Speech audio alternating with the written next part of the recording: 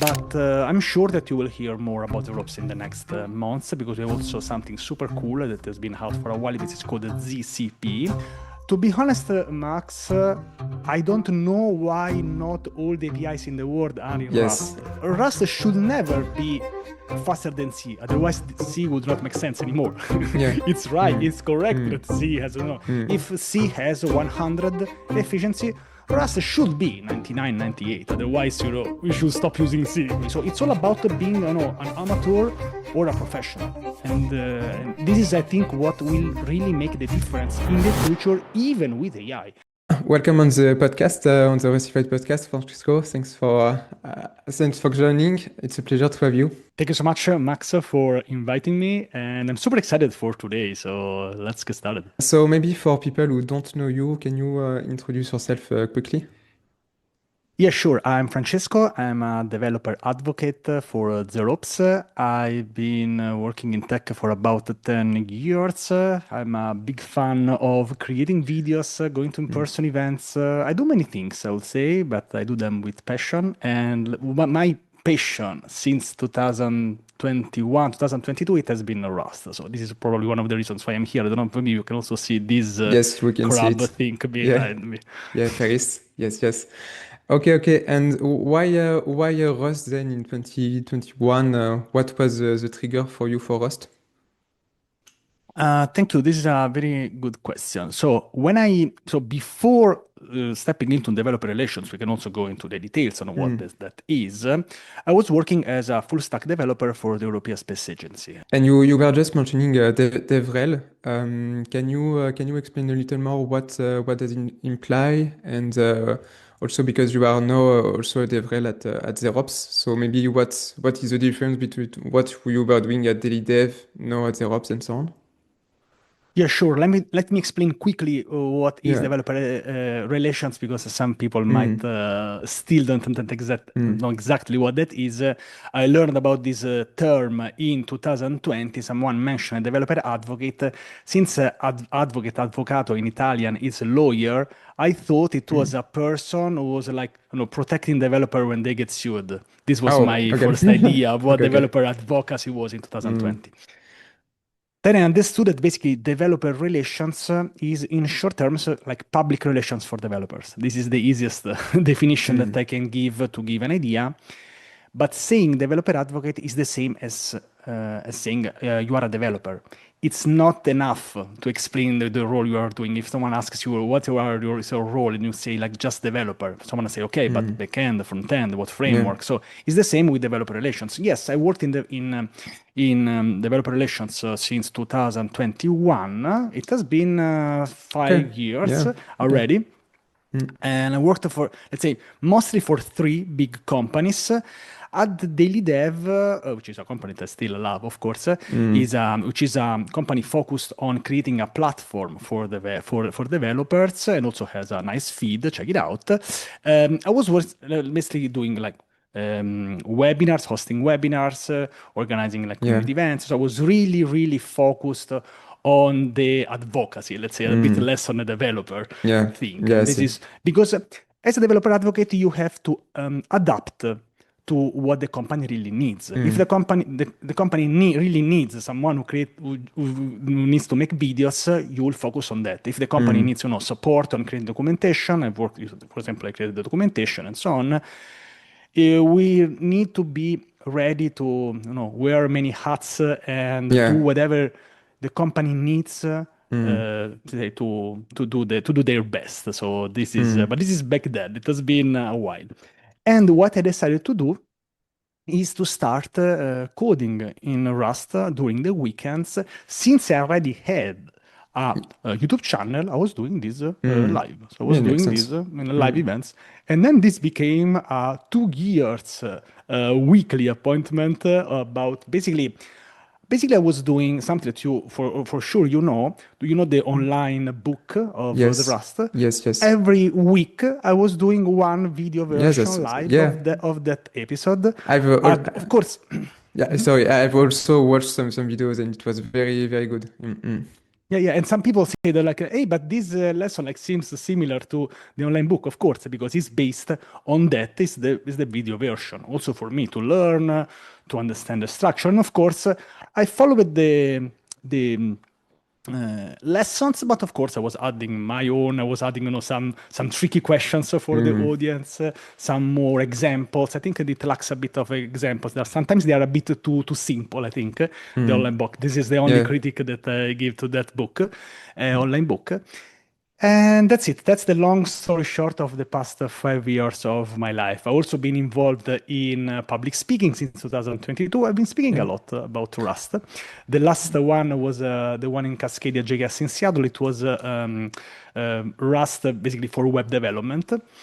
And I other two talks that I really loved about Rust. Check them out. Shameless plug. One is should you learn Rust as your next programming language? It's a good question. And the other one is Rust.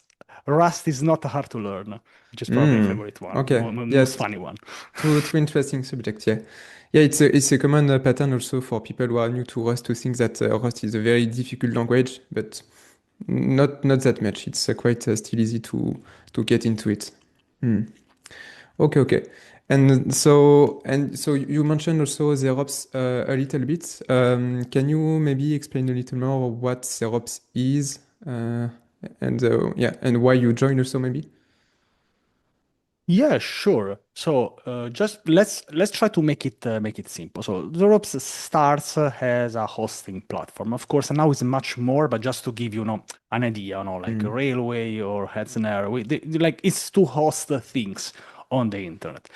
Now here there is a war, a jungle, let's say, of services because there are services who are like they give you a lot of control, mm, but they're also very expensive. There are some other ones that are more transparent and easy to use, but then you lack control. mm. It's very similar to us. You get something and but you Yes. lose something. So Mm, you try to have a sort of compromise with things. So of course, from the in Rust developers I found some analogies between Zerops and Rust. This is a bit strange because it tries to find, the nice spot, the compromise that gives you the transparency, a low mm. cost. Zerops has its own data centers, Okay. and but also not making this too hard to configure. So Yes, of and this course. is why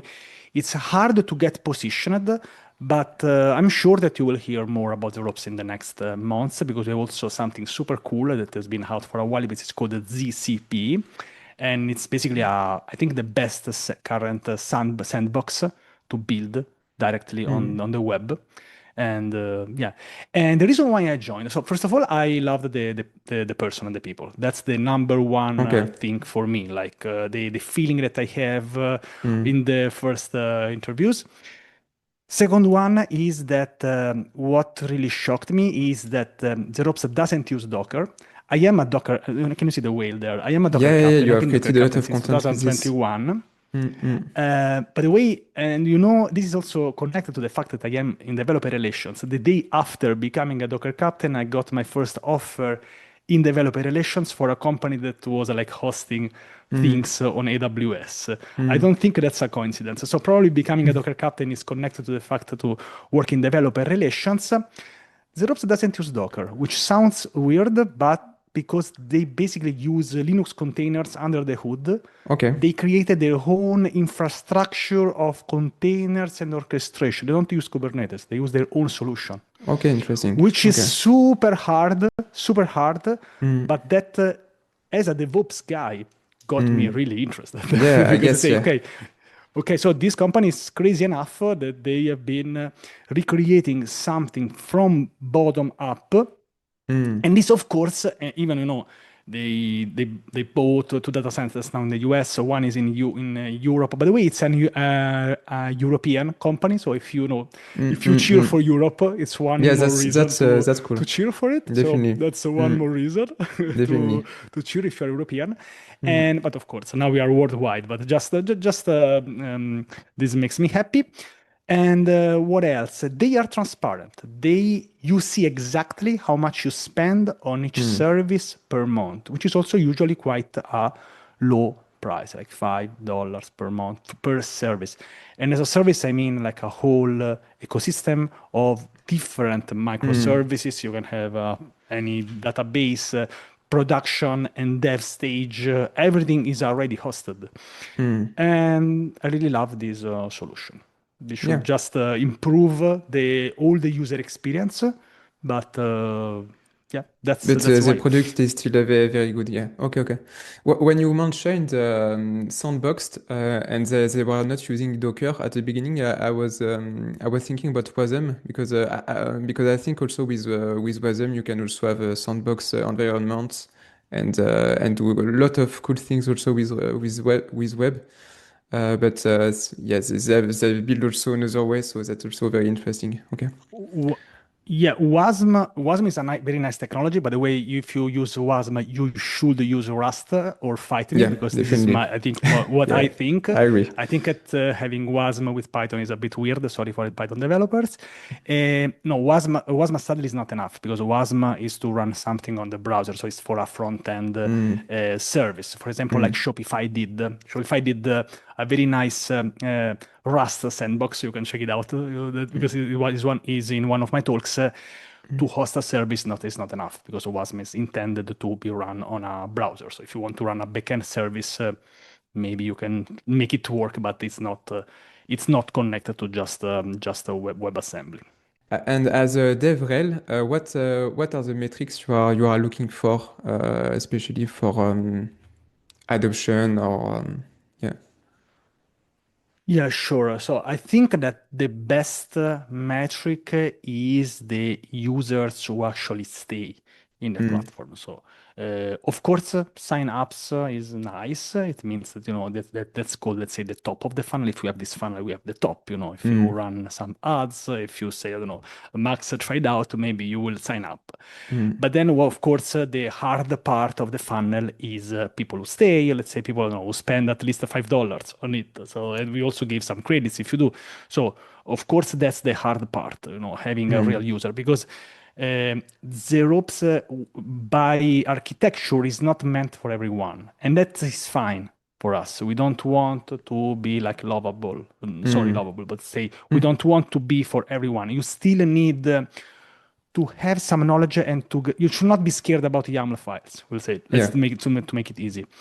But I think that those people who are not scared about YAML file and they have some ideas on what happens behind the hood are probably the people who have more chances to get successful with scaling products because they Mm. are professionals. So and I think this is very nice positioning, and this is where we are pushing more for now. Mm. Yeah, okay, it makes sense. Yeah, and Mhm. also I remember when we did the video for the deployment on Zerops with the Leptos application, it was still very easy to get started with because I didn't use Zerops before, and it was still very easy to use and very very good product. Yeah, so it was really really cool. Mm. Um, Thank you, Max. and okay, and when it comes to when it comes to Rust in particular, maybe also with everything that is related um, to deployment, to system and everything. Where do you see it going in the coming years? Yeah, Does sure. Rust would make sense? You think or You mean Rust and Zerops or Rust itself? Rust itself? Yeah. Oh, okay. Yeah, when I started using Rust and I tapped the first cargo run, I'm still on a Windows machine. Mm, You understand that Rust creates executable by default, and mm, this is mm, something that is a bit shocking. It might be shocking for some people who comes from different languages. Of course, you can create executables in JavaScript. You can do in Python. I think also in Go is a native. But this made me almost stopped using Docker. Almost, I would say. There is still makes sense to use services and stuff because especially when you have something in production. mm, we can say, we can agree that Rust makes things very easy because once you have an executable that usually is very efficient. Mm, When I run simple Axiom is a web framework for Rust, on my machine without any crazy optimization. I want to make a video about that to optimize it like crazy. It occupies 4 megabytes of RAM. mm, In production, in a Docker container, so even if we use the Docker layer, it's mm, 5 megabytes of RAM in production. In idle, of course, in idle, but this gives you an idea of mm. how efficient that is. So Rust is efficient by default. Rust prefers to be more complicated, let me pass this term, because they focus on correctness and having something which is efficient. For us, it's all about goals. What's your goal in life? Yeah. The life Mm, goal in life for us is to be efficient, and so it's Rust. To be honest, Max, I don't know why not all the APIs in the world are in yes, Rust. I'm That's wondering the same. Definitely. I'm probably biased, so I understand that I might be biased towards Rust. But I Mm, mean, on the front end, I can understand that you have your own framework. mm. But when there is an API, unless you are crazy and opinionated, it's just about efficiency, Yeah. latency, and Yeah, stuff. definitely. And and honestly, maybe I will be a bit provocative here, but maybe having a service, a web server that doesn't have that has a flat latency is a huge plus. Even Mm, languages like to go other languages. If you have some users that experience some lag sometimes, that's not good for the user experience. yeah, So of course. having flat latency and and performance that are close to C, and of course Rust should never be faster than C. Otherwise, C would not make sense anymore. Yeah. It's right. Mm, It's correct that mm, C has, mm, if C has 100 efficiency, Rust should be 99, 98. Otherwise, we should stop using C, which I think it's mm, still a good programming language for some things. Having a web server in C, it's not for everyone. It's not for everything. It might be harder to maintain. What I mm. really love about Rust is the developer experience. Coding in Rust is a pleasant experience, Oh, yeah, which definitely. which Yeah. is part of the process. And yeah, and I also and the last hot take is that I think that AI is helping Rust so much. AI is playing hand in hand with Rust because AI is lowering, the The barrier barrier. Mm, for Rust to make it, let's say, more democratic. mm, mm, And Rust gives you the efficiency. And I think this is one of the reasons why we are seeing so many companies, refactoring Rust. It's a meme, mm, but it's also something true. So yeah, it has been a nice year, I would say, so far. Every day I say, when I see one of these posts, also you make many of them, I mm. always comment, another day, another Rust win. So that's a Yeah, definitely. Every classic week. comment. Every week. That's crazy. Let's rewrite everything in Rust. Especially, you are right. Also with AI, it's the barrier to write Rust is much lower than it was a few years ago. So now it's probably also accessible for companies to Yes. to use Rust for APIs Mhm. and so on. And as you were mentioning, it's true that it's very efficient. So why not using it? Yeah, Yes, but I would say this should not stop us from learning yeah, it of course. properly. For example, I know that you are running a bootcamp or you run some Mm, lessons. You should, of course, attend at least one or two good courses because these will make the real difference. Because mm, now everyone says that yes, you can one shot an application in one prompt, and now they restore the Fable 5. Maybe mm, you can, but if you have the knowledge and you have the basics, you'll still be better than someone who have not that. It's like having, we have the same tools. A professional mm. chef will still cook way better than me with the same advanced Yeah, tools definitely. that we have, the blender, Mm, the super expensive oven, mm. because they know the basics. And this is why I would absolutely recommend check it out. Also, the bootcamp by Max. Thank you, Francesco. And yes, that's true because like yeah, it's very important to be able to really understand the first principles, especially not only about Rust but about programming in general. And I think also more and more understanding designing the application and everything will be much more and more important also in the era of AI. Yeah, and to use also AI to be able to understand better. Also, this is also important, not just to code for yourself and let's see what happened. Mm. Yes, and for example, even when we use AI, of course, AI can build our applications, but we still should understand, which are the dependencies we are importing, the version of the dependencies. For Mm. example, if I don't say anything, this might pick, an older version of a framework. I should know. If I want to use it professionally, of course. If I want to use, if I am a makeup artist, nothing against makeup artists, but let's say if I'm a makeup artist and I want to make my own website, I don't need to know what Rust is, what TypeScript is. If you want to be a professional in tech for 30 years, maybe it's worth checking what dependencies are, Yeah. what does it mean scaling. It's all about, if you want to be a professional in something or not. If I want to make a recipe, I just follow a YouTube tutorial and I'm done because I will just Mm. want to cook something one day. Mm. If I want to be a professional chef, so sorry, I'm Italian, so I do cooking analogies. Then I should have a different approach. I should follow a course. I should understand how to cut things properly. I should Mm. learn something in a different way. So it's all about being, an amateur or a professional. And this is, I think, what will really make the difference in the future, even with AI. Now I am 20x more efficient Mm. now with AI because I've been a developer for many years. And this I think that would really make the Mm. difference between people just creating, but I mean creating a simple website, I think, is a problem that has been solved 10 years ago. It's not Yeah. just about AI. Mm. AI raised the bar. Now you can probably create an e-commerce in one prompt maybe, but you still need to know something, and of course you still need to know marketing. You still have to have Yes, and definitely. work on your social media presence.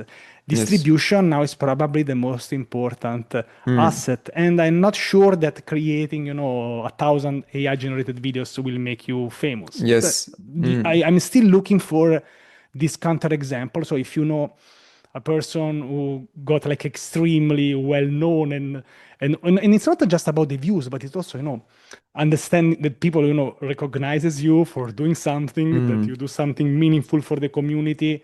So I'm Mm. still Mm. looking for that. Maybe we are going in the opposite direction. With all this AI, people are looking for more for Y- in person and human Yes, contact. yes, yeah, exactly. And you are doing an excellent work also with all the content that you create.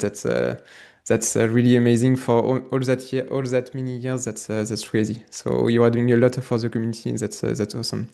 Yeah, and yeah, I guess you are right also because the code in itself, in when you are building a product, a digital product, it's only just 15%. But then the distribution, the marketing, working the product itself, and so on. This is where it's the magic happens. But yeah, definitely. Okay. And maybe one last question.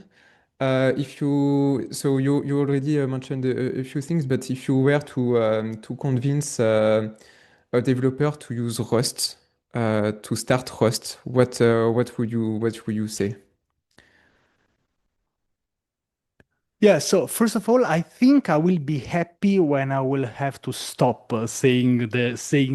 So at some point I might stop because we are Mm, going in an era where Rust is more mainstream. I will say like a mm, very quick story, which I think is a bit funny. I was in Seattle last year for RustConf. I will be also be on RustConf this year. My awesome. talk is Rust, the first 10 years were the easiest. So it's another provocative title. When I was in Seattle, I met like the creator of the Boro Checker, Awesome. the maintainer of the Rust project. Mm, They last year already considered Rust too mainstream for them. Say okay. Rust Yeah, I is now see. for everyone. So for them, it's Mm, already mainstream. Like it's not our niche nerdy thing anymore. mm, So mm, for them, it's mm, already mainstream. I'm joking, of course. It's a bit that's a thing, provocative. but it's it's something that is happening, and it's still, I think, not even in the top 10 of languages, but like it's the fastest growing. So we are, if you know Mm. some math, we know where this is going. It's not about the current position, but it's more, The the trend. derivative. Is the derivative, of the Mm. things. So I will say you why I learned Rust, because I think I like to speak for my personal experience. Mm. I was looking for something unique. In this boring world when everything is the same, I say, okay, Rust has some unique feature, has a unique way to handle memory, and this alone should make you curious enough to check some of the Max videos, to check something, because when something is unique, you say, okay, but why? Why Mm. ownership? I will not explain ownership here. Maybe we'll make one more video. But let's say this. Oh no, it's interesting from a technical point of view. Let's say, if we were, mechanics for cars, this car has something unique. Okay, Mm. let's try to understand these Mm. things. Why they are so well known and they are the only one who have this feature. So this alone is something that makes it interesting. I would say that also one very good thing is that now you can use AI to build with Rust. So don't Yeah. be scared Yeah. about the Mm. things or that it's complicated. I have one of my friends. This is a spoiler, but one of my friends is building an OBS alternative, streaming alternative, Okay. using the backend in Rust, and he doesn't run on Rust. So I don't know if it's Oh. because he's my friend, so I convinced him, Yeah, I maybe. influenced Yeah. him. Yeah. But for example, he's building with Rust without knowing it, which I That's think is a awesome. bit dangerous. A bit dangerous, but let's say if I want to be a bit open-minded and I know he's already a very nice developer on the Mm. front end, let's say, okay, maybe this will get him curious. So I would say just curiosity, just check it out. Probably spending 1 hour learning Rust, watching one Max video or one of my videos or both is better than spending 1 hour on social media arguing if you should learn Rust or Go. Yes. Just try 1 hour Mm. Go, 1 hour Rust, Yes. and Yeah. then you will understand. Now the barrier to learn is so low, but you still have to put some effort. So this is why what I would recommend. Usually, people who try Rust, they don't go back. I don't know. I think many people, I think zero people, that say, no, I tried Rust and now I don't want to code in Rust anymore in my life. Mm. Yeah. So this is Yeah, maybe a definitely. sign. I don't know. Mm. And now we'll find someone who says, okay, that's me. You can write this in the comment, but that's still not many people. And Mm. I like to make the analogy with Rust and Tesla. So the people who use them, who use it, they don't want to come back. Yes, So we can definitely. make a lot of noise on social media. You make a lot of noise. I Mm. make a lot of noise on social media. Don't trust us. Try it out and Exactly. let us know. That's a perfect yes, yes, that's the perfect answer. Yeah, just try it by yourself and you will see if you like it or not. And it's very likely that you will like it and you don't want to go to somewhere Yeah, and uh, somewhere else. and Yeah. I really want to point that Brass is not paying me for things. I'm not part of a cult. I'm not just a random It's not a Italian sect. developer in my in Yes. my house doing things. Probably if something has this, if a language has so many people saying good things about it, maybe it's time to It's try worth it out. trying. Yeah, definitely. Yeah, Maybe try definitely. it out and let us know. Mm. Mm. Okay. Yeah, perfect. Okay, so good advice, I would say. I agree with you on all the points. Um, so yeah, okay. So thank you, Francesco, for joining. It was really great. Maybe where can we follow you? Is it more on YouTube, on Twitter? Um, Yes, Max. So I don't have much fantasy and imagination, so you can just type my name, Francesco Ciulla, and you yes, will find me on yes. the internet. Luckily, I bought the domain francescociulla.com some years ago, and it was still available, so I'm happy about Okay. this. So you will find me if you want, and yes, and also please check Zerops. Maybe we can also give some credits to people who want to sign Yes, yes, up. definitely. Yeah. And that's it, Max. Thanks so much for having me. Looking forward to meet you in person one day, by the way. Yeah, definitely, definitely. Thank Francesco, and yes, the ops also you can test. It's very good, and And yeah, we'll probably also give some free credits for people to test. And yeah, thank you, Francesco, and see you in person maybe this year or the year after. Thank you, Francesco. Bye. Merci. Au revoir. Au revoir.